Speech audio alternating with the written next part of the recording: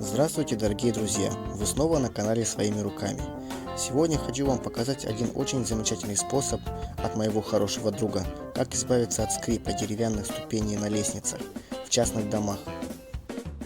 Этот способ подходит как для новых, так и для старых лестниц. Способ заключается в этом самом герметике. И, кстати, он является одним из секретов мастеров по дереву. Сам по себе способ очень экономичен и прост.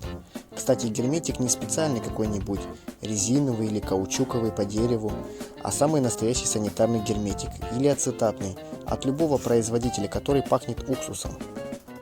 Уж поверьте, он ничем не хуже других каучуковых герметиков, но еще гораздо дешевле, а благодаря своим свойствам санитарных герметиков со временем он не теряет свою эластичность. И у вас на долгие годы не будет никакого скрипа в ступенях, в отличие от тех же каучуковых герметиков, которые со временем древенеют и теряют эластичность, вследствие чего получаем неприятную мелодию под своими ногами. А на этом все.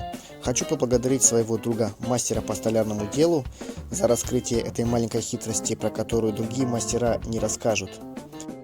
Ссылку на его контакт оставлю в описании под видео. Спасибо всем за просмотр. Если понравился ролик, жду ваших лайков, а также ваших комментариев. И не забывайте подписываться, иначе пропустите самое интересное.